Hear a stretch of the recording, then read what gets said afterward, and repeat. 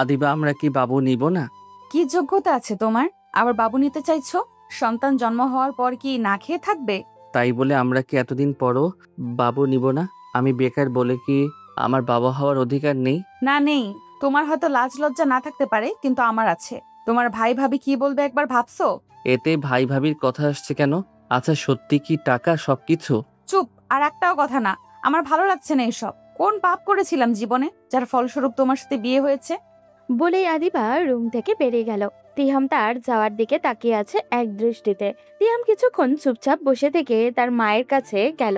তিহামের মা তাকে দেখে রেগে বলল, তুই আর কত ভাইয়ের অন্ন ধ্বংস করবি? এবার তো নিজের পায়ে দাঁড়া, নিজে কিছু একটা কর। মা, আমি তো চেষ্টা করছি, কিন্তু চাকরি না হলে আমার কি করার আছে বলো? এই তোর চেষ্টা করার নমুনা? সারাদিন বাসায় বসে থাকিস, দরকার হলে রিক্সা চালিয়েও তো মানুষ খেতে পারে। তিহাম তার মায়ের কথায় অবাক হয়ে তাকিয়েছিল। সে অনার্স শেষ করে একটা ছোটখাটো চাকরি নিয়েছিল। এরপর মায়ের ইচ্ছায় নিজের থেকে 1.5 বছরের বড় একটা মেয়েকে বিয়েও করে। কিন্তু কিছু সমস্যার কারণে তার সেই চাকরিটা চলে যায়। তখন থেকেই পরিবারের অবহেলা শুরু হয়। চাকরি থাকা অবস্থায় তিয়ামকে সবাই সম্মান করত, তার কথাও শুনতো। কিন্তু চাকরি চলে যাবার পর থেকেই শুরু হয় অবহেলা আর অপমান। সে আর তার বড় ভাই দুজনেই বাবার মৃত্যুর পর থেকে সংসার সামলাচ্ছেন। তার বড় ভাই এখন ব্যাংকের ম্যানেজার, তাই পরিবারের সবকিছু তখন তার কথা মতোই চলে। তিয়ামের কথা এখন আর কেউ গুরুত্ব দেয় না। সে যদি কোনো সিদ্ধান্ত নেয় সেটা কেউ মানেও না। তার স্ত্রী আদিবার সঙ্গেও প্রতিনিয়ত ঝগড়া লেগেই থাকে।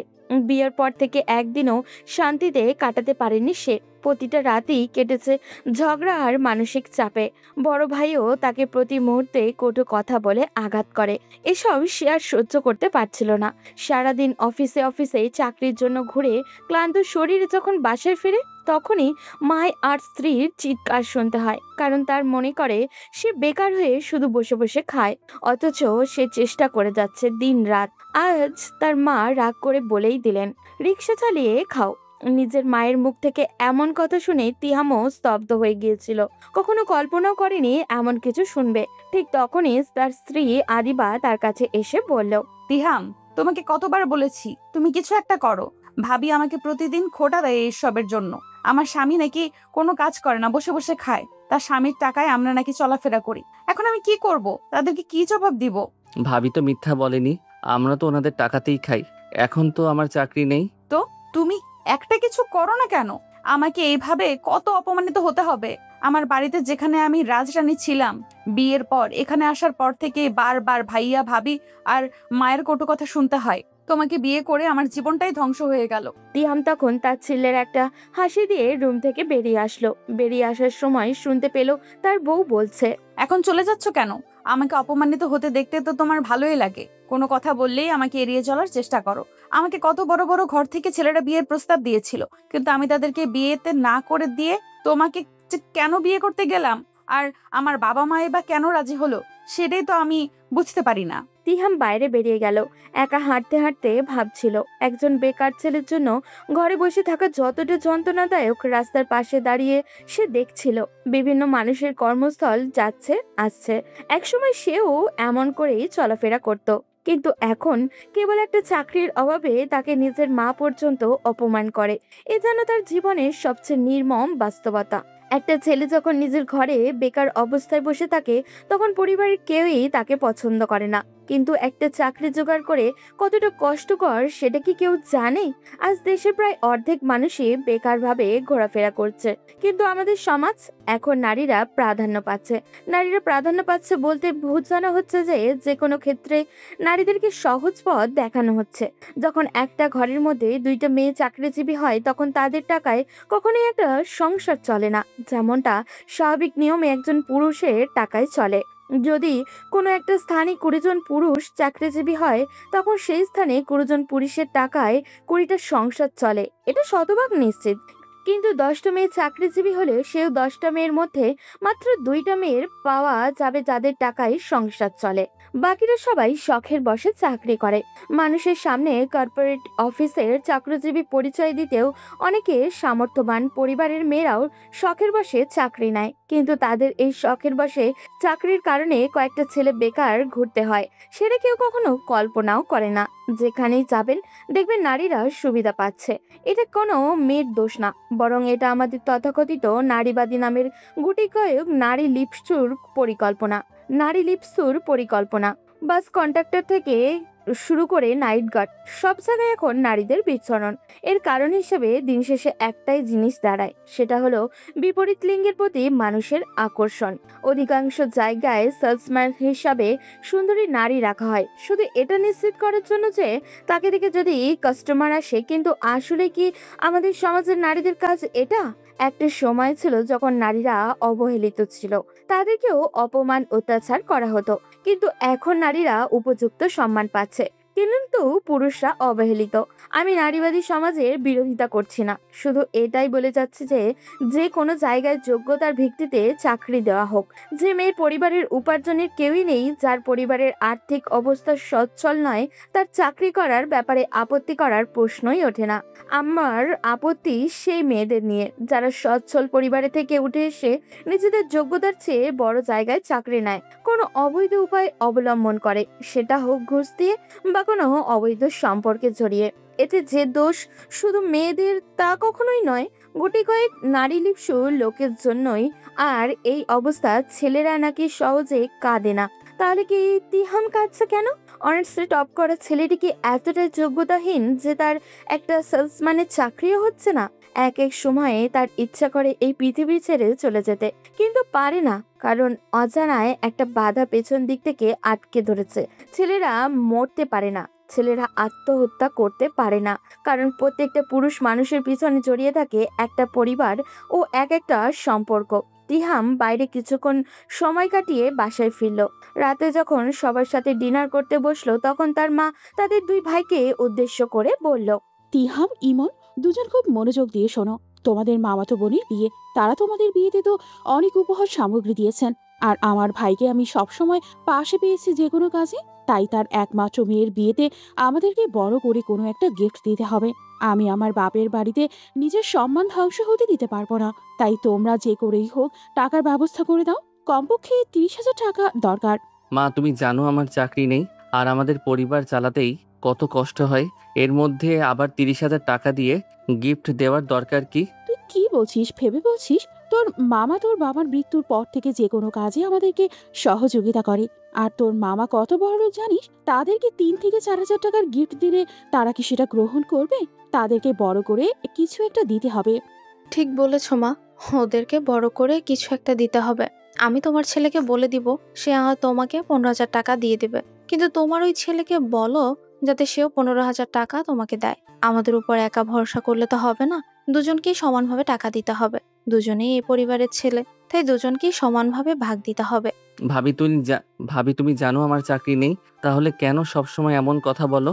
আমার যদি চাকরি থাকতো তাহলে কি আমি না করতাম? আমি কি কোনোদিন তোমাদেরকে কোনো কাজে বাধা দিয়েছি? এখন যখন দেখছো আমি বিপদে আছি, তাহলে কেন এরকম করছো? তা তোমার বিপদ কোন দিন শেষ হবে? আমরা তো তোমাকে এভাবে বসিয়ে বসিয়ে খাওয়াতে পারবো না, তাই না? আমাদেরও সংসার আছে। আমি তো চেষ্টা করছি। তোমরা তো জানো এখন চাকরি পাওয়াটা কত কষ্টের। চাকরি পাওয়া কষ্টের যখন, তাহলে চাকরিটা ছাড়লি কেন? তোর ভাবি তো ঠিক কথাই বলেছে। আমি আর কিভাবে এই সংসারটা চালাবো? আমার বেতন থেকে আমি নিজের জন্য কি কিছু একটু সঞ্চয় করতে পারবো না? আমার কি ভবিষ্যৎ নেই? তিহাম তখন খাওয়া থেকে উঠে গেল। তার ভীষণ কষ্ট হচ্ছিল নিজের পরিবারের কাছ থেকে এইসব শুনে। তখন তিহামের ভাবি আদিবাকে বলল, কিরে ছোট, তুই তোর স্বামীকে তো একটু বোঝাতে পারিস। কি করিস সারাদিন স্বামী স্ত্রী মিলে? একটা কাজের ব্যবস্থা কর। ভাবি, তুমিও দেখেছো, আমি তো অনেকবার ওকে বলি, কিন্তু ও তো চেষ্টা করছে, চাকরি তো পাচ্ছে না।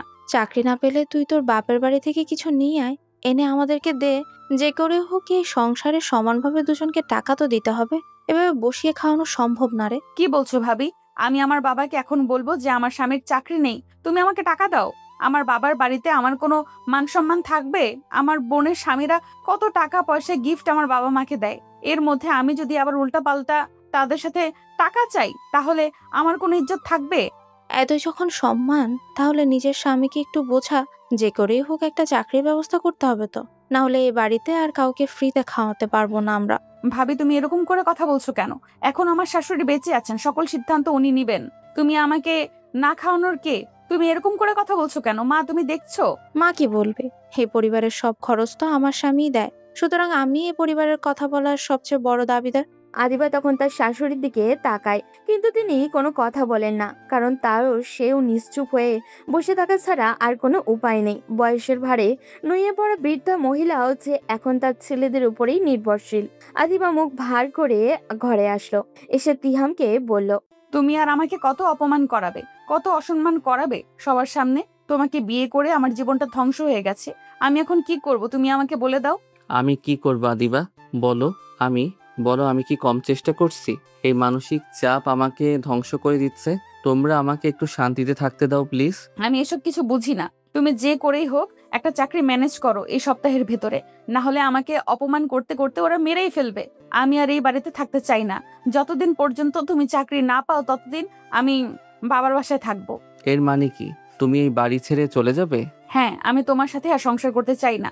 এইভাবে অপমান সহ্য করে আর কতদিন সংসার করব বলো? তোমার যা অবস্থা, এই বছরেও আর চাকরি পাবে না, কিন্তু এই 1 বছরে আমাকে ওরা অপমান করে ফেলবে, অপমান করে মেরে ফেলবে। আমি এই অপমান আর সহ্য করতে পারছি না। বউয়ের কথায় আমি যেন আকাশ থেকে পড়লাম। কি করব কিছুই বুঝতে পারছিলাম না। তার কথাও ঠিক, আমাকে যেমন তারা অপমান করছে এরকম তো তাকেও করছে। আমি যেরকম অপমান সহ্য করতে পারছি না সেরকম সেও তো পারছে না। আর সে একটা মেয়ে মানুষ, তার পক্ষে তো এসব মেনে নেওয়া আরো কষ্টকর। পরের দিন সকাল হতে আদিবা আমার কাছে আসলো, এসে বলল, এই নাও, এটা আমার বাবা বিয়েতে আমাকে দিয়েছিল। এটা বিক্রি করে তুমি কিছু টাকা নিয়ে আসো, এরপর মাকে দিয়ে দাও। তোমার মামাতো বোনের বিয়েতে গিফট দিবে। তুমি কি বলছো আদিবা? এটা তোমার বাবার দেওয়া গিফট, আমি কেন এটা বিক্রি করব? না, তোমাকে এটা বিক্রি করতেই হবে, না হলে ভাবির কাছে আমার কোনো সম্মান থাকবে না। ভাবি আমাকে বারবার অপমানিত করে আমার স্বামীর চাকরি করে না বলে। তুমি এটা বিক্রি করে তোমার মামাতো বোনের বিয়েতে বড় একটা গিফট দিবে। না দিবা, আমি এটা পারবো না। আমি তোমার বাবার দেওয়া গিফট কিছুতেই বিক্রি করতে পারবো না। তুমি আমাকে আর কত অপমান করাবে মানুষের সামনে? শেষে কিনা আমি নিজের বউয়ের গহনা বিক্রি করে সেই টাকা দিয়ে নিজের সম্মান রক্ষা করব। দেখো, আমাদের হাতে কিছুই করার নেই, এই একটাই উপায় আছে, তাই প্লিজ না করো না। তিহাম আর কোনো কথা বলতে পারলো না। আদিবার হাত থেকে গহনাটা নিয়ে চলে গেল দোকানে বিক্রি করতে। আজ তিহামের নিজেকে রাস্তার ফকিরের থেকেও অসহায় মনে করছে। একটা ভিক্ষুকও তো তার থেকে অনেক ভালো জীবন কাটাচ্ছে। সেও তো নিজের আত্মসম্মান নিয়ে বেঁচে থাকতে পারে। আজ তাকে নিজের বইয়ের গহনা বিক্রি করে সেই টাকা দিয়ে নিজের সম্মান বাঁচাতে হচ্ছে। তিহাম যখন টাকাগুলো নিয়ে ফিরছিল তখন বারবার শুধু আকাশের দিকে তাকাচ্ছিল আর বলছিল, আল্লাহ, তুমি আমাকে কেন এই সমস্যায় ফেললে? যদি আমাকে এই পৃথিবী থেকে নিয়ে নিতে তাহলে হয়তো আমি মুক্তি পেয়ে যেতাম এই সংসারের জ্বালা থেকে। তুমি হয়তো আমার পরীক্ষা নেওয়ার চেষ্টা করছো মাবুদ, কিন্তু আমি তো এই পরীক্ষায় নিজের জীবন দিয়েও পাশ করতে পারবো না।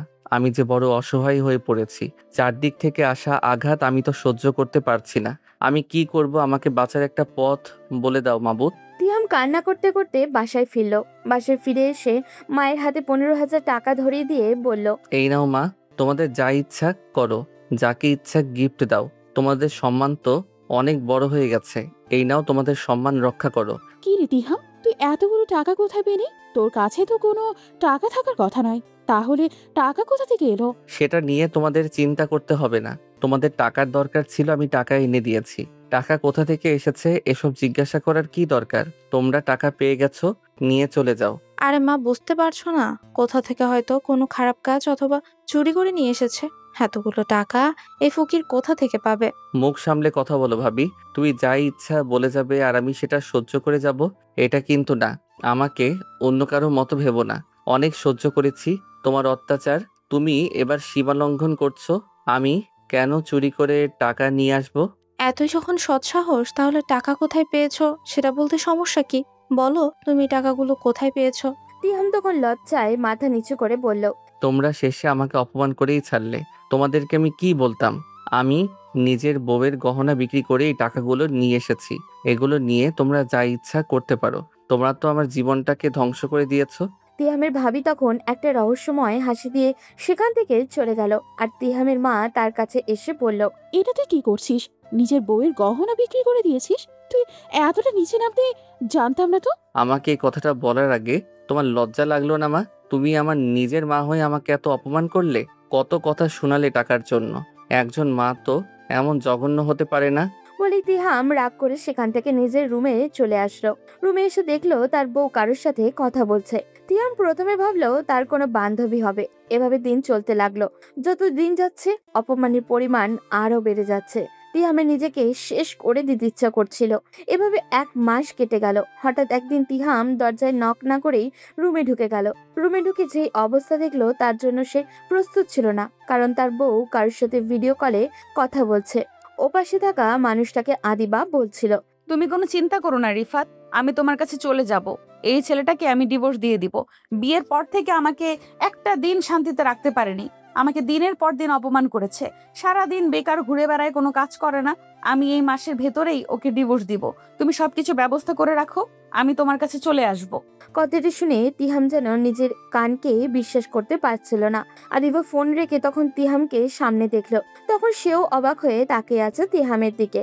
তিহাম তখন আদিবাকে বলল, ছি ছি আদিবা, আমি কোনোদিন কল্পনাও করিনি তুমি এতটা নিচে নেমে যাবে। আমার কাছে টাকা নেই বলে আজ তুমি আমাকে ছেড়ে চলে গেলে। তোমার কি লজ্জা করে না নিজের স্বামী থাকতে অন্য একটা ছেলের সাথে পরকীয়া করো? তা আমি কি করব? তুমি আমাকে একটা দিন শান্তিতে থাকতে দিয়েছো? বিয়ের পর থেকে তোমার মা, ভাবি, ভাই সবার অত্যাচার সহ্য করেছি। তাদের কত অপমান সহ্য করেছি। এসব সহ্য করার ক্ষমতা আমার আর নেই। আমি যে ছেলেটার সাথে কথা বলছি সে আমেরিকাতে থাকে। সে আমাকে বিয়ে করবে। তুমি যত তাড়াতাড়ি সম্ভব আমাকে ডিভোর্স দাও। আমি তোমার এই যন্ত্রণার সংসার থেকে মুক্তি চাই। আমি তো তোমাকে নিঃস্বার্থভাবে ভালোবেসেছিলাম আদিবা। আমি ভেবেছিলাম পৃথিবীর কেউ যদি আমার পাশে না থাকে তবুও তুমি আমার পাশে থাকবে, তুমি আমাকে সবসময় সাপোর্ট করবে। কিন্তু আজ এই অবস্থা দেখে নিজেকে শেষ করে দিতে ইচ্ছা করছে। আমার ভালোবাসার কোনো মূল্য নেই তোমার কাছে? ভালোবাসা? এই পৃথিবীতে ভালোবাসা বলে কোনো শব্দ নেই তিহাম। তোমার মাই যেখানে তোমাকে এত অপমান করছে সেখানে তুমি ভাবলে কি করে আমি চুপ করে বসে থাকবো? আমারও তো একটা জীবন আছে। আমি চাই শান্তিতে সংসার করতে, কিন্তু তোমার সাথে সেটা সম্ভব নয়। আমি বুঝতে পেরেছি। মানে তুমি কি বলতে চাইছো? আমি তোমার থেকে মুক্তি চাই। তুমি আমাকে ডিভোর্স দিয়ে দাও। আমার আর এসব সহ্য হচ্ছে না। তোমার থেকে আমি মুক্তি চাই। তোমার এই অশান্তির জীবন থেকে আমি শান্তির জীবনে ফিরে যেতে চাই। ঠিক আছে, তুমি কোনো চিন্তা করো না। তোমাকে তোমার ইচ্ছা পূরণ করার সুযোগ আমি দেব। তুমি হয়তো আমার কাছে থাকলে তোমার ইচ্ছাগুলো পূরণ করতে পারবে না। তুমি ফিরে যাও, তোমার যার কাছে ইচ্ছে।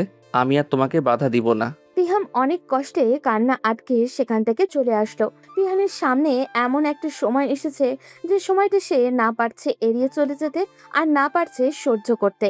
এরপর 2 মাসের মধ্যেই তিহাম আদিবাকে ডিভোর্স দিয়ে দিল। তিহাম অনেক কান্না করেছে, আদিবার হাতে পায়েও ধরেছে, কিন্তু আদিবা চলে গেল তাকে ছেড়ে। বাড়ি থেকে যাবার সময় আদিবা একটাবারও তিহামের দিকে ফিরে তাকায়নি। উল্টে সে খুশি ছিল। তাহিমের বুকটা ফেটে যাচ্ছিল। এতদিন তার সাথে সংসার করে আদিবার কি তার প্রতি একটু মায়া জন্মালো না? মায়া না হোক, তার প্রতি করুণা থাকতে তো পারতো। তিহাম শেষে ভাবলো, কেউ যদি তার থেকে দূরে গিয়ে ভালো থাকে তাহলে সে বাধা দিবে কেন? আদিবা চলে যাওয়ার পর থেকে তিহাম রাস্তায় রাস্তায় উন্মাদের মতো ঘুরে বেড়ায়। জীবনের প্রতি তীব্র অনীহা তৈরি হয়েছে তার। বেশ অনেকদিনই এভাবে কাটার পর একদিন তিহামের ভাই তাকে বলল, তিহাম, আমি তোকে একটা সুযোগ দিতে চাই। আমার বন্ধুর একটা আত্মীয় লোকজনকে ফ্রান্সে নিয়ে যাচ্ছে। আমি তোকে ফ্রান্সে পাঠিয়ে দিতে চাই। ওখানে গিয়ে তুই যদি টাকা পয়সা ইনকাম কর, আদিবা থেকে ভালো একটা মেয়েকে দেশে এসে বিয়ে করতে পারবি। কিন্তু ভাইয়া, ফ্রান্সে যেতে তো অনেক টাকার প্রয়োজন। আমার কাছে তো এত টাকা নেই। আমার ওই পরিচিত লোক বলেছে তোকে সরাসরি ফ্রান্সে পাঠাবে না, বিভিন্ন দেশ ঘুরে ওখানে যেতে হবে। ওদের লোকজন থাকবে তোর সাথে। ওরা তোকে বিভিন্ন দেশের বর্ডার পাস করিয়ে দিবে। এখন আপাতত তোর সব খরচ আমি দিব। তুই ওখানে গিয়ে ইনকাম করে আমাকে টাকা দিয়ে দিস। তখন তিহামের ভাবি পাশ থেকে চিৎকার করে বলল, বাবা, এখন কি নিজের ভাইয়ের জন্য জমানো সব টাকা খরচ করে দেবে? আমাদের তো একটা ভবিষ্যৎ আছে নাকি? আমাদের সন্তান হলে তাদেরকে আমরা কি দিয়ে বড় করব? তাদের পড়াশোনার খরচ আমরা কিভাবে চালাবো? ও কি ওখানে গেলে তোমাকে আর মনে রাখবে? তুমি আর কোনো কথা বলো না। আমি সিদ্ধান্ত নিয়ে ফেলেছি, ও যাবে। আমার বন্ধুকেও বলে দিয়েছি ওর ব্যাপারে। ওরা সব ব্যবস্থা করেছে। এখানে থাকলে ও কোনো কাজ করতে পারবে না। তোমার যা ইচ্ছে করো, কিন্তু একদিন তুমি এসবের জন্য আফসোস করবে। সেদিন দেখবে তোমার ভাই লাখ লাখ টাকা ইনকাম করবে, কিন্তু তোমাকে কোনো টাকা দিবে না। বলেই তিহামের ভাবি সেখান থেকে চলে গেল। তিহামের ভাই আর তার ভাবির পিছন পিছন গেল। রুমে গিয়ে তিহামের ভাই তার বইয়ের হাত ধরে পড়ল, আরে বোকার মতো রাগ করছো কেন? আমি ওকে কেন ফ্রান্সে পাঠানোর কথা বলছি তুমি যদি বুঝতে, তাহলে আমাকে তুমিও সাপোর্ট করতে। কি বলতে চাইছো তুমি? তুমি ওকে এতগুলো টাকা খরচ করে ফ্রান্সে পাঠাবে আর আমি সেটা শুনে খুশি হয়ে যাব? তুমি আমার প্ল্যান জানো না, জানলে তুমিও অনেক খুশি হতে। আমার বন্ধুরা অবৈধ পথে লোকজনকে ফ্রান্স পাচার করে, তাদেরকে কোনো লিগেল ভিসা দেয় না। ফ্রান্সে ঢুকে ওখানকার সিটিজেন হতে হতে অনেক বছর কেটে যাবে। এই সুযোগে বাবার এই বিশাল বাড়ি গাড়ি সব কিছুর মালিক তো আমি একা হয়ে যাব। ও এখানে থাকলে তো ওকেও ভাগ দিতে হবে। এখন ওর স্ত্রীও ওকে ডিভোর্স দিয়ে চলে গেছে। ওকে সরিয়ে দিতে পারলেই তো সব কিছুর মালিক তুমি আর আমি। তিয়ামের ভাবি তখন মুচকি হেসে বলল, এতদিনে তাহলে তোমার বুদ্ধি খুলেছে, তাহলে দেরি করছো কেন? জলদি ওকে পাঠানোর ব্যবস্থা করো, এরপরে এবারই সব সম্পত্তির মালিক আমরাই হয়ে যাব। তিহামের ভাই ব্যবস্থা শুরু করলো। তিহামের অনেক কষ্ট হচ্ছিল প্রিয় জন্মস্থান ছেড়ে এত দূরে চলে যাবে তাই, কিন্তু কিছুই করার নেই। দেখতে দেখতে তিহামের কাগজপত্র রেডি হয়ে গেল। দেশ ছেড়ে আসার সময় তিহামের মা তার কাছে আসলো, এসে বলল, ওখানে সাবধানে থাকিস বাবা, আর পারলে এই অভাগী মাটাকে ক্ষমা করে দিস। আমি তোকে যদি ওরকম না বলতাম তাহলে তুই হয়তো কোনোদিনও কাজের সন্ধান করতি না, আর কাজের সন্ধান না করলে ওরা তোকে অপমান করতো। আমি চোখের সামনে ওদের হাতে তোকে অপমানিত হতে দেখতে পারতাম না, সেই জন্য তোকে অপমান করতাম। কিন্তু বিশ্বাস কর, আড়ালে আমি অনেক কান্না করতাম। তিয়াম বুঝতে পারছিল তার মায়ের কষ্ট। সবকিছুর উপরে মা তো এই দুনিয়ার সন্তানের সবচেয়ে আপনজন। সন্তানকে যতই বকাঝকা করুক, যতই শাসন করুক, সবকিছুর পর নিজের জীবনের চেয়েও বেশি সন্তানকে ভালোবাসেন মা। তিহাম তখন তার মাকে জড়িয়ে ধরে কান্না করে বলল, যদি আর কোনোদিন ফিরে না আসি মা, তাহলে তুমি আমাকে ক্ষমা করে দিও। তোমাদেরকে শান্তিতে থাকতে দিতে পারলাম না আমি। আমার কারণে তোমরা বারবার অপমানিত হয়েছো, কিন্তু বিশ্বাস করো মা, আমি ইচ্ছা করে কিছুই করিনি। আমি চেষ্টা করেছি, কিন্তু আমি ব্যর্থ হয়েছি। তুমি আমাকে ক্ষমা করে দিও মা। তিহামের মা তখন তাকে জড়িয়ে ধরে অনেকক্ষণ কান্না করলো। তিহাম মাকে ছেড়ে তার ভাইয়া ভাবিদের কাছে গিয়ে বলল, ভাইয়া ভাবি, তোমরা আমার জন্য অনেক করেছো। তোমাদের এই ঋণ আমি হয়তো কোনোদিন শোধ করতে পারবো না, কিন্তু তোমাদেরকে আমি কোনোদিন কোনো সুখ দিতে পারিনি, কোনোদিন কোনো সাহায্য করতে পারিনি। তোমরা আমাকে ক্ষমা করে দিও যদি কোনোদিন ফিরে না আসি। ঠিক আছে, তুমি চলে যাও, সাবধানে থেকো ওখানে। জীবনে প্রথম এই ভাবির মুখ থেকে ভালো কোনো একটা কথা শুনলাম, কিন্তু সেটা কি আদৌ আমার কল্যাণের জন্য বলেছিল নাকি শুধু লোক দেখানোর জন্য বলেছিল সেটা বুঝতে পারছিলাম না। এরপর তিহামকে নিয়ে আসা হলো দুবাইতে। সেখানে তার সাথে আরো কয়েকজন লোক জয়েন হলো। আজ আদিবার কথা অনেক মনে পড়ছে তিহামের, কিন্তু মেয়েটা হয়তো অন্য কাউকে বিয়ে করে অনেক সুখী আছে, তাকে হয়তো ভুলেই গিয়েছে। দুবাইতে তিহামের সাথে কিছু লোকজনও আসলো। তারা এসে তিহামকে বলল, কি ব্যাপার ভাই, তুমি কোথা থেকে এসেছো? তোমাকে ওরা কি বলে নিয়ে এসেছে? আমাকে তো ওরা নিয়ে এসেছে ফ্রান্সে পাঠানোর জন্য। তাহলে তোমাকেও আমাদের মতন বুঝিয়ে নিয়ে এসেছে। কিন্তু তুমি কি জানো এই পথটা কতটা ভয়ঙ্কর? ওরা অবৈধ পথে মানুষকে ইউরোপে পাঠায়। এখানে অনেক ভয়ঙ্কর রাস্তা পাড়ি দিয়ে যেতে হয়, সমুদ্রের মধ্যে থাকতে হয়। তুমি কি পারবে এসব? কিছু করার নাই ভাই, যখন বাড়ি থেকে বেরিয়ে এসেছি তখন তো যে করেই হোক পৌঁছাতেই হবে। নিজের জীবনের মায়া ত্যাগ করে হলেও বিদেশের মাটিতে পা রাখতে হবে, নিজের স্বপ্ন পূরণ করতে হবে। আমাদেরকে জীবন এইভাবে চলবে ভাই? ছেলেদের জীবনে এত কষ্ট কেন? আমি বাড়িতে বেকার ছিলাম, সেজন্য বাবা মা জোর করে পাঠিয়ে দিয়েছে। আচ্ছা ভাই, তোমার নাম কি? আমার নাম আরিফ। তোমার বাসায় কে কে আছে? আমি তিহাম। আমার বাসায় আপন বলতে আমার ভাই ভাবি আর মা আছে। বউ ছিল, কিন্তু সে আমাকে ডিভোর্স দিয়ে অন্য একটা ছেলের সাথে চলে গেছে।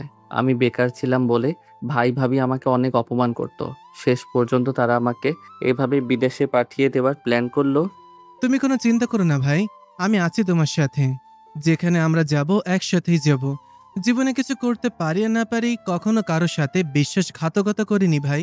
ওরা আমাকে বলে নিয়ে এসেছে আমাকে লিগ্যাল পথে শুকনো রাস্তা দিয়ে গাড়িতে করে পাঠিয়ে দিবে ফ্রান্সে। কিন্তু এখন এখানে এসে শুনতে পেলাম আমাদেরকে জঙ্গলের ভেতর দিয়ে যেতে হবে। কি করব ভাই, যখন বাইরে চলে এসেছি তখন তো আমাদের আর ফিরে যাওয়ার কোনো উপায় নেই। এখান থেকে আমরা ফিরে গিয়ে দেশে সেই অপমানের শিকার হব, এর চেয়ে বরং জঙ্গলের ভিতর দিয়ে যাই। যদি একবার আমাদের গন্তব্যে পৌঁছে যেতে পারি তাহলে আর কোনো কষ্ট থাকবে না। এরপর সেখানে মিরাজ নামের একটি লোক আসলো। এটাই তিহামের ভাইয়ের বন্ধু। সে তিহাম সহ বাকি সবাইকে একসাথে করে বলল, তোমরা প্রস্তুত হয়ে নাও, আজকে তোমাদেরকে ফ্রান্সে পাঠিয়ে দেওয়ার ব্যবস্থা করা হবে। এখান থেকে কাতার হয়ে একটা গাড়ি যাবে। সবাই বেশ ভয় পেয়ে গেল। আজকেই তাহলে তাদের সেই কঠিন পথে যাত্রা শুরু করতে হবে, কিন্তু এখন ফিরে যাওয়ার আর কোনো সুযোগ নেই। তাই তিহাম গভীর মনোবল নিয়ে বেরিয়ে পড়ল তাদের সাথে। তিহাম সহ প্রায় 20 জন সবাইকে একটা মালবাহী গাড়ির মধ্যে বন্দি করে দেওয়া হলো। কন্টেনার ট্রাক পুরো গাড়ি ভর্তি কার্টুন, আর সেগুলোর ফাঁকেই তারা জটলা বেঁধে বসে আছে। সবাই অনেক কষ্ট লাগছিল, কিন্তু কিচ্ছু করার ছিল না। অনেকে কষ্ট করে 7 ঘন্টা খাবার পানি ছাড়াও গাড়ির ভিতরে আটকে থাকার পর তারা একটা জায়গায় এসে পৌঁছালো। সেখানে তাদের নামিয়ে কিছু খাবার দেওয়া হলো। তারা সেগুলো খেয়ে কিছুক্ষণ কিছু জিজ্ঞাসা করতে যাবে তার আগেই সেখানে আরেকটা গাড়ি আসলো। তাদের সেই গাড়িতে তুলে দিয়ে আগের গাড়িটা চলে গেল। আবার সেই ভয়ঙ্কর যাত্রা। এভাবে করতে করতে 4টা গাড়ি পরিবর্তন করানো হলো। প্রায় 3টা দিন গাড়ির ভিতরেই কাটলো। তার শ্বাস নিতে না পেরে কয়েকজন তো মাঝপথে বেহুশ হয়ে গেল। এরপর যখন রাস্তায় গাড়ি পরিবর্তনের সময় তাদের সামান্য খাবার দেওয়া হতো, তখন সেই লোকগুলো হুঁশ ফিরে পেত। 3 দিন এভাবে কাটার পর তারা নতুন একটা জায়গায় এসে পৌঁছালো। তাদের সেখানে নামিয়ে দেওয়া হলো। তারা নেমে দেখে চারিদিকে শুধু জঙ্গল। তারা কোথায় এসেছে কেউ কিছুই জানে না। তিহাম এগিয়ে গেল গাড়ির দিকে, কিন্তু সেখানে মিরাজ নামের লোকটা নেই। শুধু একজন ড্রাইভার আর তার সহযোগী আছে, দুজনেই ভিনদেশী। তিহাম অনেক কষ্টে সেই ড্রাইভারকে কোনো মতে বোঝালো যে তারা কোথায় এসেছে। লোকটা তখন কি উত্তর দিচ্ছিল সেটা তিহাম বুঝলো না। এরপর আরিফ লোকটার সাথে বেশ কিছুক্ষণ কথা বলার পর তিহামের কাছে এসে বলল, ও বোঝাতে চাচ্ছে আমরা এখন ক্রোয়েশিয়ার কাছাকাছি চলে এসেছি, কিন্তু এখান থেকে বের হওয়ার কোনো উপায় আমাদের নিজেদের খুঁজে বের করে নিতে হবে। আমাদের যে এখানে পাঠিয়েছিল সে নাকি বলেছে এখানে একটা গাড়ি আমাদের জন্য অপেক্ষা করবে, কিন্তু এখানে কেউ আমাদের নিতে আসেনি, তাই তারা আমাদের এখানে ফেলে চলে যাবে। আমিও তো সেটাই ভাবছি। দাঁড়াও, আমি ওকে একটু জিজ্ঞেস করে দেখি ও যদি কিছু বলতে পারে। এরপর আরিফ আরো একবার সেই ড্রাইভারের কাছে গেল। গিয়ে তার কাছে কিছুক্ষণ কাকুতি মিনতি করলো। তখন ড্রাইভারটা আরিফকে কিছু একটা বলল। আরিফ তখন তিহামের কাছে এসে বলল, তিহাম ড্রাইভার বলেছে এখান থেকে আমাদের বেরোনোর কোনো পথ নেই। যদি যেতে চাই তাহলে হয় সমুদ্র দিয়ে যেতে হবে ইতালিতে, সেখান থেকে পরে ফ্রান্সে। আর গাড়ির ব্যবস্থা করতে হলে মোটা অঙ্কের টাকা দরকার। কিন্তু আমরা সমুদ্র দিয়ে কিভাবে যাব? এটা তো আর পুকুর না যে সাঁতরে পার হয়ে যাব। আমরা সমুদ্রে নামার পর যদি বড় ঢেউ আসে তাহলে তো আমাদের সবাইকে মরে পড়ে থাকতে হবে। কিন্তু আমাদের তো আর কোনো উপায় নেই। এখানেও বেশি সময় থাকা যাবে না। এটা বর্ডারের কাছাকাছি এলাকা, যখন তখন আর্মি আসতে পারে। সেই ড্রাইভারও তার সঙ্গী সহ গাড়ি নিয়ে চলে গেল। তিহাম সহ বাকিরা সবাই বসে চিন্তা করছে কি করবে। সবাই যার যার পরিবারের চিন্তা করে কান্না করছিল। এদিকে তিহাম একটা গাছে হেলান দিয়ে বসে মনে মনে তার ভাইকে বলছিল, কেন এমনটা করলে ভাইয়া? তুমি যদি আমাকে মেরে ফেলতে চাইতে তাহলে দেশেই মেরে ফেললে না কেন? এভাবে রাস্তায় রাস্তায় ঘুরে তো আমাকে মরতে হতো না, অন্তত নিজের দেশে মরতে পারতাম। একটা দিন তারা ওই ভয়ঙ্কর জায়গায় কাটালো। পরদিন তারা সবাই মিলে হাঁটতে লাগলো অজানা গন্তব্যের উদ্দেশ্যে। ড্রাইভার বলেছিল এখান থেকে ঘন্টা 2 হাঁটলেই নাকি একটা শহর আছে। তারা বেশ ক্লান্ত, তবুও শেষ পর্যন্ত পৌঁছালো ওই শহরে। কিন্তু ওখানে তো সবাই অপরিচিত, তাদের ভাষা বোঝা অসম্ভব। শেষ পর্যন্ত খুঁজতে খুঁজতে তারা একটা ভারতীয় লোকের সন্ধান পেল। লোকটাকে তারা তাদের সমস্যার কথা খুলে বলতেই ওই লোকটা বেশ খুশি মনে তাদের সবাইকে তার বাসায় নিয়ে গেল। এরপর তাদের পুরো কাহিনী শুনে বলল তাদেরকে সমুদ্র পাড়ি দেওয়ার জন্য বুটের ব্যবস্থা করে দিবে সে। এরপর লোকটা বেশ ভালোই আপ্যায়ন করলো তাদের। রাতে লোকটার কাছ থেকে বিদায় নিয়ে যখন বেরিয়ে যাবে তখন আরো বেশ কয়েকজন বাঙালির সাথে তাদের সাক্ষাৎ হলো ওই ব্যক্তির কল্যাণে। তাদের অনেকেই বাংলাদেশি, আবার কয়েকজন কলকাতা বা তার আশেপাশের লোক। এই 10-12 জন লোক তারা সবাই একই বাসায় থাকেন। তাদের সবার কথা মতো রাতের অন্ধকারে একটা ছোট বুটে চেপে তিহাম সহ বাকিরা সমুদ্রপথে রওনা হলো। কিন্তু কিছু দূর যেতেই ঘটলো বিপত্তি। বেশ কয়েকটা স্পিড বোট এসে তাদের ছোট বোটটাকে ঘিরে ধরলো। গভীর সমুদ্রে এমনিতেই গাছ ছমছমে পরিবেশ, তার মধ্যে এই অজানা মানুষগুলো তিহামের কাছে ছোট একটা টর্চের মতো লাইট ছিল, সেটা মারলো ওই স্পিড বোটের উপরে। কিন্তু কি এরাই তো সেই লোক যারা তাদের আপ্যায়ন করেছিল। এই লোকগুলোই তো তাদের বোট ম্যানেজ করে দিয়েছিল। তাহলে কি আবার সমুদ্রপথে আটকানোর মানে কি? তিহামকে লাইট জ্বালাতে দেখে স্পিড বোট থেকে একটা লোক গুড়ি চালালো। তিহাম আগেই লাইট অফ করে ফেলেছিল, তবে এতটুকু বুঝতে পেরেছে যে তার পাশ থেকে কেউ একজন ছিটকে সমুদ্রে পড়েছে। দেখতে দেখতে তাদেরও খুব কাছে চলে আসলো স্পিড বোটগুলো। এরপর তাদের সবাইকে একে একে আলাদা স্পিডবোর্ডে তোলা হচ্ছিল। তখন তিহামদের হাত ধরে তিহাম একজনকে বলতে শুনে বস, আমাদেরকে তো আজকে আর কোনো কাজ করতে হবে না। ফ্রিতে এতগুলো মানুষকে পেয়ে গেলাম। এদেরকে ব্ল্যাকমেইল করে ফ্যামিলির কাছ থেকে টাকা পাওয়া যাবে, আর না হলে মাফিয়াদের কাছে বিক্রি করে দিব। সেটাই তো ভাবছি রে, এত মেঘ না চাইতেই তিহাম তাদের কথা শুনে অনেক ভয় পেয়ে গেল। তারা সবাইকে নিয়ে তীরের দিকে যেতে লাগলো। অর্ধেক পর যেতেই একটা বড় নৌকা আসলো। সেখানে তাদের সবাইকে স্পিডবোট থেকে নৌকায় তুলে দেওয়া হলো। তাদের সবাইকে নৌকার একটা কোণায় রেখে বাঁধা হয়েছে গোল করে। তখন তিহাম আরিফের কানে কানে বলল, ভাই সেই তো মরবো, তাহলে একটু শেষ চেষ্টা করে দেখব। কিন্তু কিভাবে সম্ভব তিহাম? আমরা কিভাবে ওদের সাথে লড়াই করব? আমরা যদি একত্রে থাকি তাহলে কিছুই অসম্ভব নয়। ওরা 10 জন আর আমরা 19 জন। ওদের হাতে হয়তো অস্ত্র আছে, কিন্তু আমাদের ভিতর জীবনের শেষ যুদ্ধের শক্তি আছে। ওরা আমাদের কিছুই করতে পারবে না। তাহলে আর দেরি কেন করছো? চলো আমরা যুদ্ধ করি। বলেই তারা সবাই একসাথে ঝাঁপিয়ে দড়িটা ছিঁড়ে ওই লোকগুলোর উপরে আক্রমণ করলো। তখন কিছুক্ষণ ধস্তাধস্তি আর গোলাগুলির পরই হঠাৎই একটা আঘাত এসে তিহামের মাথায় লাগে। রাইফেলের পিছন দিক দিয়ে কেউ বেশ অজোরে তার মাথায় আঘাত করে। সে ধপাস করে নৌকা থেকে পানিতে পড়ে যায়। এরপর আর কিছু মনে নেই। তার জ্ঞান ফিরল তখন অপরিচিত একটা জায়গায় শুয়ে আছে। আশেপাশে তাকিয়ে কাউকে দেখতে পেল না। তার ভীষণ ভয় হতে লাগলো। কিছুক্ষণ চারিদিক তাকিয়ে বুঝলো সে হসপিটালে আছে। তাকে কে এখানে নিয়ে আসলো? তিহাম আশেপাশে আরো একবার যখন কাউকে দেখতে পেল না, তখন চোখ বন্ধ করে শুয়ে থাকলো। এই যে, হ্যালো মিস্টার, আপনি কি বাঙালি? তিহাম চোখ মেলে সামনে তাকাতেই একটা সুন্দরী মেয়েকে দাঁড়িয়ে থাকতে দেখে অবাক হয়। আরো অবাক করা ব্যাপার হলো মেয়েটা শুধু বাংলাতেই কথা বলছে। তিহাম তখন আস্তে আস্তে জবাব দেয়, জি, আমি বাঙালি। আমি আগেই জানতাম বাঙালি ছাড়া এই কাজ আর কেউ করতে পারে না। কি দরকার ভাই এত কষ্ট করে এই দেশে আসার? আর আসলেনি যখন, তাহলে এখান থেকে পালিয়ে অন্য দেশে যাওয়ার চেষ্টা করাটাই বা কি দরকার? চলে আসছেন ভালো কথা, এখানে থাকেন, যা ইনকাম হয় তা নিয়ে সন্তুষ্ট থাকেন। এত লোভ করার কি দরকার? একমাত্র আমাদের বাঙালিদের মধ্যেই লোভের স্বভাব বেশি। তিহাম চুপচাপ মেয়েটার কথা শুনে যাচ্ছে। মেয়েটা একদম বকবক করেই যাচ্ছে। তিহাম শুধু চুপচাপ শুনছে। তখন মেয়েটা তিহামের দিকে তাকিয়ে আঙুল নাড়াতে নাড়াতে বলল, কাল যদি আমি আর আমার বান্ধবী ওখানে না যেতাম, তাহলে কি আপনাকে পেতাম? ওখানেই তো সমুদ্রের তীরে মরে পড়ে থাকতেন, আর আপনার পরিবার দেশে আপনাকে খুঁজে মরতো। তিহাম এবার নিশ্চিত হয় এই মেয়েটাই তাকে উদ্ধার করে এখানে নিয়ে এসেছে। কিন্তু তার বাকি সঙ্গীরা কোথায়? বেশি কিছুক্ষণ দম ধরে এসব ভাবছিল তিহাম। আর মেয়েটা বেশ রেগে তার সাথে বকবক করছিল। কিন্তু তিহামের এইসব বোধগম্য হলো না। একটু পরে একজন ভদ্রমহিলা আসলেন খাবার নিয়ে। তিহাম তাকে না চিনলেও একটু বুঝতে পারলো এরা সবাই তার শুভাকাঙ্ক্ষী। কেউ তাকে বিপদে ফেলতে চায় না। মায়ের বয়সী ভদ্রমহিলাকে দেখে মনে শান্তি অনুভব করলো তিহাম, কারণ দেশে থেকে আসার পর বড্ড অসহায় লাগছিল নিজেকে।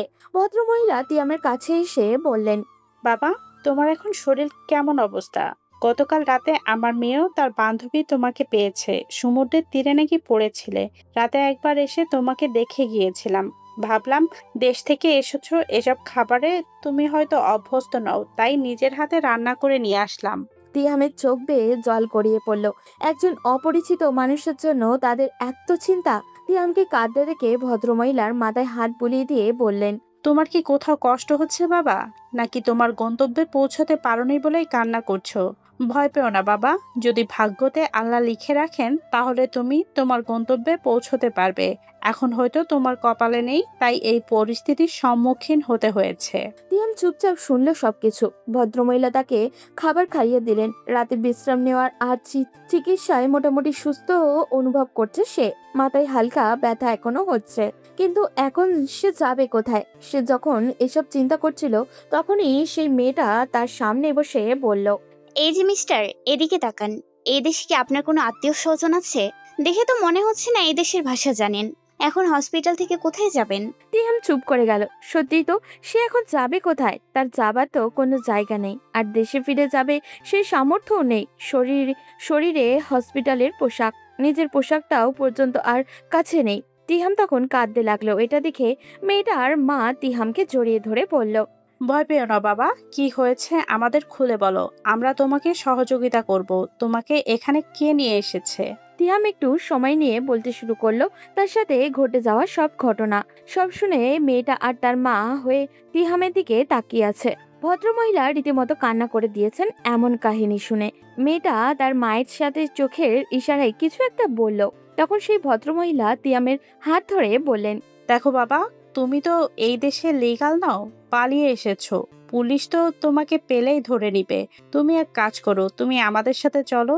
আমার স্বামী এখানকার সরকারি কর্মকর্তা, আর আমরা বেশ অনেক বছর থেকেই এখানে থাকি। তুমি আমাদের সাথে কয়েকদিন থাকো, এরপর যদি সম্ভব হয় তাহলে তুমি তোমার পছন্দ মতন দেশে চলে যাবে। আর যদি দেশে ফিরে যেতে চাও তাহলেও সেটা পারবে। আন্টি, আপনারা আমাকে বাঁচিয়েছেন, এর জন্যই আমি কৃতজ্ঞ। আমি আর আপনাদেরকে কষ্ট দিতে চাই না। এই যে হ্যালো মিস্টার, ভদ্রতা দেখাতে হবে না। আপনি এখান থেকে যাবেন কোথায়? আপনার তো যাবার কোনো জায়গা নেই, তাই এসব ভদ্রতা না করে সোজা আমাদের সাথে চলেন। তিয়াম খানিকটা লজ্জা পেল মেয়েটার কথায়। সত্যি তার হাতে এখন একটাই রাস্তা খোলা আছে। সে মা মেয়ের সাথে যেতে লাগলো গাড়িতে করে। তারা তিয়ামকে শপিংও করিয়ে দিল। তিয়ামের ভীষণ লজ্জা লাগছিল, নিজেকে রাস্তার ভিক্ষুকের মতো মনে হচ্ছিল ওর। সব শেষ করে যখন তিয়ামকে বাসায় নিয়ে যাওয়া হলো তখন তিয়াম কিছুটা অবাক হলো। আশেপাশে আরো বেশ কয়েকটা বাসা, সবাই কম বেশি বাঙালি। ওই মহিলা বললেন এ দেশের অবস্থান করা বেশিরভাগ বাঙালি নাকি এই জায়গায় থাকেন। তিয়ামকে একটা রুম দেওয়া হলো। তিয়াম চুপচাপ সেখানে শুয়ে পড়ল। সন্ধ্যার পর মহিলার স্বামী আসলেন। তিয়াম তার সাথে দেখা করলো। তিনিও বেশ ভালো মনের মানুষ, এখানকার একটা ব্যাংকের বেশ বড় মাপের কর্মকর্তা তিনি। সন্ধ্যায় তিয়াম রুমে বসেছিল, তখন এই সেই মেয়েটা আরো একটা মেয়ে তার হাতে কফি নিয়ে আসলো। দুজনেই তিয়ামের সামনে বসলো। এরপর তিয়ামের হাতে একটা কফির কাপ ধরিয়ে দিয়ে বলল, আপনার সাথে পরিচয় হলো না। আমি মেহজা বিন রাফা, এখানকার একজন সাংবাদিক। আর ও হচ্ছে আমার বান্ধবী নাফিসা, ও একজন ফ্যাশন ডিজাইনার। আমরা দুজন কালকে আপনাকে পেয়েছিলাম। আপনার নাম কি? জি, আমি তিহাম। ও, সুন্দর নাম। শোনেন, আপনার সাথে যে এত বড় একটা ঘটনা ঘটে গেছে আমরা জানতাম না, তাই আপনার সাথে সকালে একটু কড়া ভাষায় কথা বলে ফেলেছি। গতকাল আমি আর আমার বান্ধবী দুজনের আপডেট ছিল, সেই জন্য ভেবেছিলাম রাতে ঘুরতে যাব। আর ঘুরতে গিয়ে তো শেষে আপনার কাহিনী। বুঝলাম। আপনাদের দুজনের কাছে আমি কৃতজ্ঞ। তা আপনারা কত বছর থেকে এখানে আছেন? আমার বাবা আজ থেকে 30 বছর আগে এখানে এসেছিলেন। আমাদের দেশের বাড়ি সিলেটে। প্রথমে বাবা একাই ছিলেন, এরপর আমাদের নিয়ে আসলেন। আমাদের আসে প্রায় 15 বছর হয়ে গেছে। আর আপনি? আমিও সিলেটেরই মেয়ে, তবে আমি জন্মসূত্রে এখানকার নাগরিক। আমার বাবা মা অনেক আগে এখানে এসেছিলেন, তখন শুধু আমার বড় ভাইয়া ছিল। আমি এখানে আসার পর হয়েছি। খুব ভালো। তা মিস্টার, এখন প্ল্যান কি? দেশে ফিরে যাবেন নাকি আবার এখান থেকে পালানোর ট্রাই করবেন? তিয়াম চুপ করে গেল। সে কি করবে এখন তো নিজেই ঠিক করেনি। তার থাকার কারণে কি কোনোভাবে এই মেয়ে বিরক্ত হচ্ছে? তিয়াম বুঝলো না সেটা, তবে সে কারোর বিরক্তির কারণ হতে চায় না। তাকে চুপ থাকতে দেখে রাফা আবার বলে উঠল, আমার পালানোর কথা শুনে মন খারাপ করবেন না। আসলে আমাদের দেশের মানুষ যেখানেই যায় সেখানে একটা না একটা ঝামেলা তৈরি করে। সব দেশে অর্থনীতি সমান থাকবে না, এটাই স্বাভাবিক। আর সবার ভাগ্যও সমান থাকে না। অনেকেই এই দেশগুলোতে আসে যেগুলো বর্ডার ইউরোপের উন্নত অর্থনীতির দেশগুলোর কাছাকাছি, এরপর এখান থেকে পালিয়ে যায়।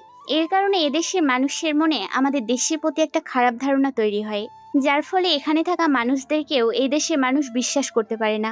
তাই আমার খুব রাগ হয় এরকম লোভী মানুষদের দেখলে, যারা এখানে এসে অন্যান্য দেশে পালাতে চায়। তিয়াম হালকা হাসলো। মেয়েটা কথা অযৌক্তিক নয়। এরপর নাসিফা আর রাফার সাথে তিয়ামের বেশ ভাব জমে গেল। তিনজন লম্বা সময় গল্পও করলো, কিন্তু রাত হতেই তিয়ামের মাথায় আবারও সেই চিন্তা জেগে বসলো। এখানে সে কতদিন থাকবে? একটা সময় তো তাকে চলে যেতেই হবে, কিন্তু সে কোথায় যাবে? বাড়িতে গেলে তো আবার সেই ভাইয়া ভাবিদের অত্যাচার। আর এখানে থাকার তো কোনো সুযোগই নেই, কারণ তার কাছে কোনো লিগ্যাল ডকুমেন্ট নেই। সে এখানকার একজন অবৈধ নাগরিক। পুলিশ সুযোগ পেলেই তাকে গ্রেফতার করতে চাইবে। এমনভাবে তিহাম 1 সপ্তাহ কাটিয়ে দিল অপরিচিত এক পরিবারের সাথে, যাদের সাথে তার কোনো রক্তের সম্পর্ক নেই। কিন্তু এই মানুষগুলোই এখন তার আত্মার চেয়েও আপন হয়ে গেছে। আজ যখন তিহাম নাস্তা করতে বসলো তখন রাফার বাবা বলল, দেখো বাবা তিহাম, আমরা তোমার এখানে থাকা নিয়ে চিন্তিত না। তুমি দেশের মানুষ, তোমাকে দেখলে শান্তি লাগে। আমরা তোমাকে যতটুকু পারি সহযোগিতা করার চেষ্টা করব, কিন্তু তুমি যদি নিজে কিছু একটা করতে চাও বা ভালো কোনো দেশে যেতে চাও তাহলে তোমার মোটা অঙ্কের টাকার প্রয়োজন। এখানে জীবনযাত্রার মান অনেক উন্নত, তা অনেক টাকা পয়সার প্রয়োজন। তোমাকে একটা কাজের ব্যবস্থা করে দিতে পারবো। এখানকার অনেকে আছে যাদের সিটিজেনশিপ নেই, তারা এইসব ব্ল্যাক মার্কেটে কাজ করে। তুমি এখানে কাজ করে নিজের জন্য কিছু সঞ্চয় করো, ভবিষ্যতে কাজে আসবে। কথাটা শুনে তিয়াম ভীষণ খুশি হলো। সে এটাই চাইছিল, অন্তপক্ষে তার নিজের খরচটা যদি সে নিজেই ইনকাম করে চালাতে পারে তাহলে নিজের মাথার উপরে যে বোঝা চেপে আছে সেটা কিছু হলেও হালকা হবে। সে খুশি হয়ে বলল, যদি আমাকে কাজের ব্যবস্থা করে দেন তাহলে আমি কৃতজ্ঞ থাকব। আমার নিজেরও এইভাবে বসে থাকতে ভালো লাগছে না। পরদিন রাফার বাবা তিয়ামকে একটা রেস্টুরেন্টে চাকরির ব্যবস্থা করে দেন। এই রেস্টুরেন্টের ম্যানেজার একজন বাঙালি, তাই অসুবিধা তেমন একটা হলো না। তিয়াম এখানে কাজ শুরু করলো। সময় চলমান। তিয়াম, রাফা, নাসিফা এরা তিনজন এখন বেস্ট ফ্রেন্ড। তিনজন একসাথে হলে আড্ডা বেশ জমে ওঠে। আজ তারা তিনজন আবার এসেছে সেই বিচে যেখানে তিহামকে পাওয়া হয়েছিল। রাফা আর নাসিফা দূরে ছবি তুলতে ব্যস্ত। এদিকে তিহাম সমুদ্রের পানিতে পা ভেজাতেই মনে পড়ে তার সাথে আসা মানুষগুলোর কথা। 20 জন মানুষ তারা একসাথে বের হয়েছিল, কিন্তু আজ তিহাম একা এখানে দাঁড়িয়ে আছে। বাকিরা সবাই হয়তো মারা গেছে, আবার হয়তো সবাই বেঁচেও থাকতে পারে, কিন্তু তারা হারিয়ে গেছে তিহামের থেকে অনেক দূরে। তিহামের আজ মনে পড়েছে তার পরিবারের কথা। তার মা কেমন আছেন জানতে ইচ্ছা করছে প্রচন্ড। আদিবা কি তার প্রিয় মানুষের বিয়ে করতে পেরেছে নাকি না, সেই চিন্তাও তিহামকে ঘিরে কাটছে। তিহামকে এক মনে সমুদ্রের পানিতে তাকিয়ে থাকতে দেখে রাফা তার পাশে দাঁড়িয়ে বলল, কি মিস্টার, বইয়ের কথা মনে হচ্ছে নাকি? হঠাৎই রাফার কণ্ঠে তিহামের হুঁশ ফিরে। ইতিমধ্যেই নাসিফাও এসে উপস্থিত। নাসিফা মজা করেই বলল, আরে তিহামের চোখ কি আর দেশি মেয়েদের দিকে পড়ে আছে নাকি? আমাদের তিহাম তো এখন বিদেশি মেয়ের পেছনে পড়েছে। রাফা, তুই জানিস তিহামের রেস্টুরেন্টে 3টা মেয়ে কলিগ আছে, সবগুলা তিহামের ওপর ফিদা। আরে দূর, কি বলো এসব? আমার সাথে ওদের কাজের বাইরে কোনো কথাই হয় না। তাহলে এখানে একা একা দাঁড়িয়ে কি করছো? তিহাম কিছুটা থমকে গেল, এরপর মাথা নিচু করে বলতে লাগলো, এই জায়গায় আসলেই আমার আগের দিনগুলোর কথা মনে পড়ে যায়। আমার সাথে আসা মানুষগুলো বেঁচে আছে নাকি সমুদ্রের এই উত্তাল ঢেউয়ের সাথে তারা হারিয়ে গেছে সেটাও জানি না। আজ আমার বউ অন্য একটা ছেলের সাথে হয়তো সুখে সংসার করছে, কিন্তু আমি কি আবার কখনো দেশের মাটিতে পা রাখতে পারবো সেটাও জানি না। আমার মায়ের শরীর কেমন আছে সেটা জানতে বড্ড ইচ্ছে হয় মাঝে মাঝে। আবার কখনো জানতে ইচ্ছে করে আদিবা কি আমাকে ছেড়ে তার প্রিয় মানুষকে বিয়ে করে সুখী আছে, তার কি একটাবারও আমার কথা মনে হয় না? তিহামের কথা শুনে রাফা, নাসিফা দুজনেরই মন খারাপ হয়ে গেল। তিহামকে তারা যত পারে অতীত থেকে দূরে রাখতে চায়, কিন্তু মানুষ চাইলেই কি তার অতীত ভুলতে পারে নাকি? নাসিফা তিহামের হাত ধরে বলতে লাগলো, দেখো তিহাম, তোমার সাথে যা হয়েছে সেটা অন্যায়, কিন্তু তোমাকে এখানে থেকে থাকতে চলবে না। সামনে তোমার লম্বা একটা জীবন পড়ে আছে, আর ওই মেয়ে যদি তোমাকে ডিভোর্স দিয়ে সুখে থাকতে পারে তাহলে তুমি কেন ওকে মনে রেখে কষ্ট পাচ্ছ? আর ইয়ার, জীবনটা তো সিনেমার স্ক্রিপ্ট না যে তোমাকে একজন কষ্ট দিয়ে চলে যাবে আর তুমি সারা জীবন তার অপেক্ষা করবে। এটা বাস্তবতা। ওই মেয়েকে ভুলে গিয়ে লাইফটা এনজয় করো। তিহাম মুচকি হাসলো দুজনের কথা শুনে। নাফিয়া তখন তিহামকে টানতে টানতে বলল, চল, 2 দিন আগেই তো স্যালারি পেয়েছিস, এখন আমাদের দুজনকে তুই খাওয়াবি। ভালো কথা মনে করেছিস। তোমার তো উচিত আমাদের দুজনকে ট্রিট দেয়া। আমরা তোমাকে কত হেল্প করি। আমি কি না করলাম যে খাওয়াবো না? চলো, আজ যা বলবে তাই খাওয়াবো। তিহামের কথা শুনে দুজনে বেশ খুশি হলো। তারা তিনজন খাওয়া দাওয়া করে বেশ রাত করে বাসায় ফিরল। এভাবেই তিহামদের দিন কাটলো রাফার পরিবারের লোকজনের সাথে।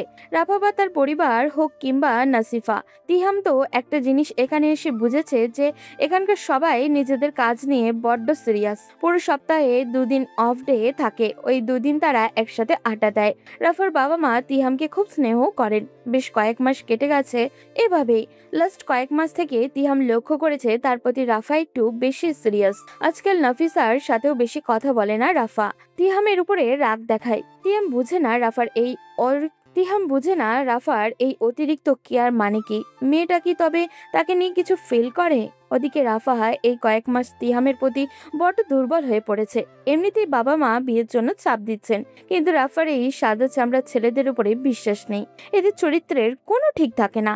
তাই রাফা ভেবেছিল দেশে গিয়েই বিয়ে করবে, কিন্তু তিহামের সাথে ফ্রেন্ডশিপ হওয়ার পর থেকে সে তিহামের প্রতিটা আচরণ বেশ নজর দিয়ে দেখেছে। ছেলেটা একদম গম্ভীর স্বভাবের, কথাবার্তা হোক বা চরিত্র সব মিলিয়ে রাফা যেরকম চায় একদম সেরকম ছেলে তিহাম। কিন্তু একটাই সমস্যা, তিহামের আগে একবার বিয়ে হয়েছিল, সেটা কি তার পরিবার মেনে নিবে? রাফা নিজের মনের ইচ্ছাটা মনে চেপে রাখে আরো বেশ কয়েকদিন। শেষে যখন দেখলো তার পক্ষে আর সব লুকিয়ে রাখা সম্ভব নয়, তখন রাফা তার মা বাবার সাথে আগেই বিষয়টা নিয়ে কথা বলতে চাইলো। রাফা তার মা বাবার সামনে গিয়ে বসে বলল, বাবা মা, তোমাদের সাথে আমি কিছু কথা বলতে চাই। কি কথা বল? তোমরা তো আমাকে অনেক দিন ধরে বিয়ের কথা বলছিলে, কিন্তু আমার মনের মতো কাউকে পাচ্ছিলাম না, সেই জন্য বিয়েতেও রাজি হচ্ছিলাম না। তবে এবার মনে হচ্ছে আমার পছন্দের একজনকে পেয়ে গেছি। রাফার এমন কথা শুনে তার বাবা মা দুজনেই অনেক খুশি হন। তারা অনেক দিন ধরে রাফার বিয়ের চেষ্টা চালিয়ে যাচ্ছেন, কিন্তু মেয়ের কিছুতেই বিয়েতে রাজি হচ্ছিল না। রাফার বাবা তখন উচ্ছ্বসিত হয়ে বললেন, কে সেই ছেলে? তাড়াতাড়ি নাম বল, আমরা তার পরিবারের সাথে কথা বলে। সে কি আমাদের এলাকার কেউ? রাফা তখন কিছুটা লজ্জা পেয়ে বলল, হ্যাঁ বাবা, সে আমাদের সাথেই থাকে। আমি তিহামকে বিয়ে করতে চাই। আমি জানি তোমরা হয়তো এতে আপত্তি করবে, কিন্তু আমার কাছে মনে হয় যে ওকে বিয়ে করলে আমি সুখী হতে পারবো। রাফার এমন কথায় তার বাবার মুখটা কালো হয়ে গেল। হঠাৎ স্বাভাবিক, যে ছেলেটাকে তারা এখানে আশ্রয় দিয়েছে সেই ছেলেকেই কিনা তার মেয়ে বিয়ে করতে চাইছে। তবে রাফার মা মনে মনে খুশি হলেন। তিনি তিহামকে ভীষণ পছন্দ করেন, এমন একটা ছেলেকেই তিনি তার মেয়ের জামাই হিসেবে চেয়েছিলেন। রাফার বাবা তখন তীব্র আপত্তি করে বললেন, তোমার কি মাথা খারাপ হয়ে গেছে? তুমি এত উচ্চশিক্ষিত আর এখানকার এত ভালো চাকরি করছো, আর তুমি কেন বিয়ে করতে যাচ্ছ এমন একটা ছেলে যার কোনো ঠিকানা পর্যন্ত নেই? আর ওই ছেলে কত বড় সাহস আমার বাড়িতে আশ্রয় নিয়ে আমার মেয়েকে বিয়ে করতে চাইছে? বাবা প্লিজ, তুমি এরকম বলো না। তিহাম এই ব্যাপারে কিছুই জানে না। আমি তাকে কখনো এই ব্যাপারে কিছুই বলিনি। আমি চাইছিলাম আগে তোমাদের সাথে আলোচনা করতে। বাবা, আমি জানিও এখনো ভালো কোনো চাকরি করে না, তবে আমার কাছে এখানকার দুশ্চরিত্র ছেলেদের থেকে ওকে ভালো মনে হয়েছে। আর আমাদের টাকা পয়সার কি দরকার বাবা? আল্লাহ তো আমাদের যথেষ্ট দিয়েছেন। তাহলে আমাদের কি উচিত না একজন সৎ জীবনসঙ্গী বেছে নেওয়া? মেয়ে তো খারাপ বলেনি। আমাদের টাকা পয়সার কি দরকার? ছেলে যদি ভালো হয় তাহলে আমাদের মেয়ে সারা জীবন সুখী থাকবে।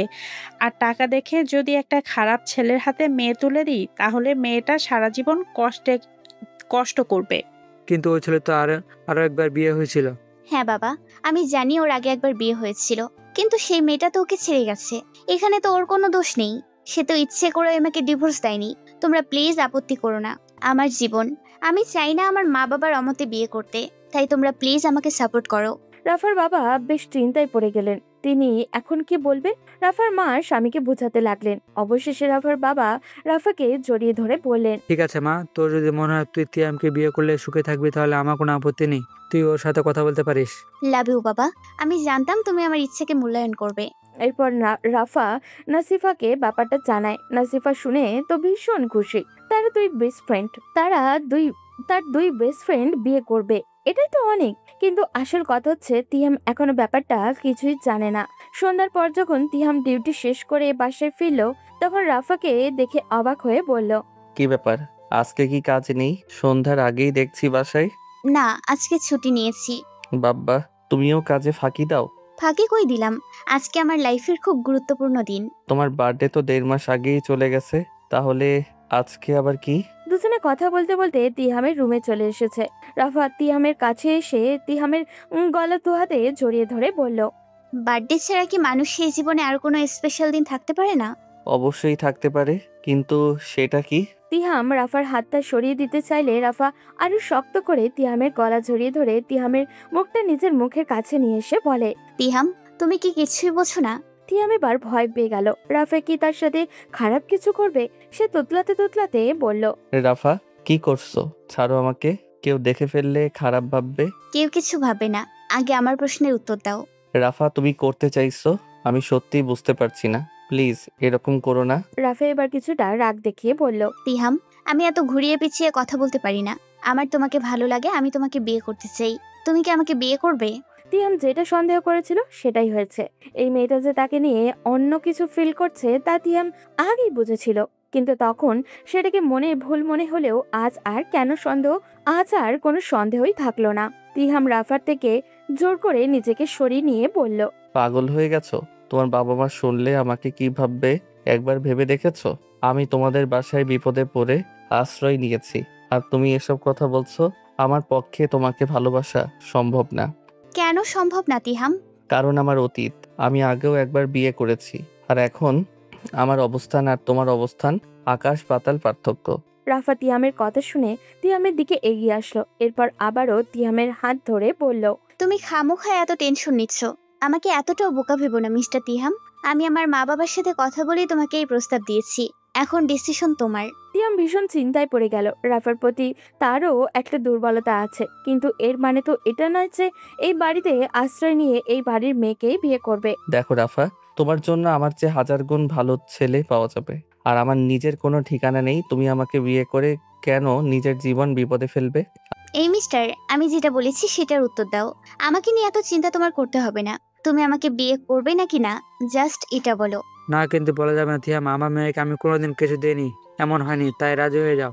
কথাটা বলতে বলতে রাফার বাবা মা আর নাসিফাও সেখানে হাজির হলো। তিয়াম এবার লজ্জায় পড়ে গেল।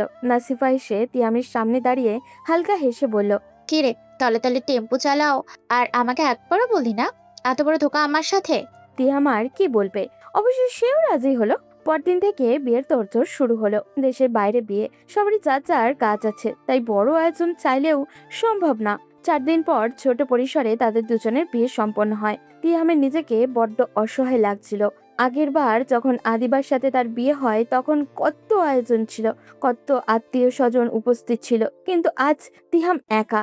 রাতে বাসর ঘরে প্রবেশ করতেই তিয়ামের আরো অস্থিরতা শুরু হয়। নিজেকে কেমন জানি তার অপরাধী মনে হতে লাগলো। আদিবা তাকে ছেড়ে গেছে, তবুও আজ আদিবার প্রতি রাগ না হলেও উল্টো মেয়েটার কথা আরো মনে হতে লাগলো। সে চুপচাপ সোফায় বসে পড়ল। তিহামেকে এত অস্থির দেখে রাফা বিছানা ছেড়ে উঠে এসে তিয়ামের পাশে বসলো। এরপর তিয়ামের কাঁধে হাত দিয়ে বলল, কি হয়েছে তোমার? এত অস্থির দেখাচ্ছে কেন? আমাকে ক্ষমা করে দিও রাফা। আমি তোমাকে বিয়ে করে হয়তো তোমার জীবন নষ্ট করে ফেলেছি। আমার এখনো আদিবাকে মনে পড়ছে।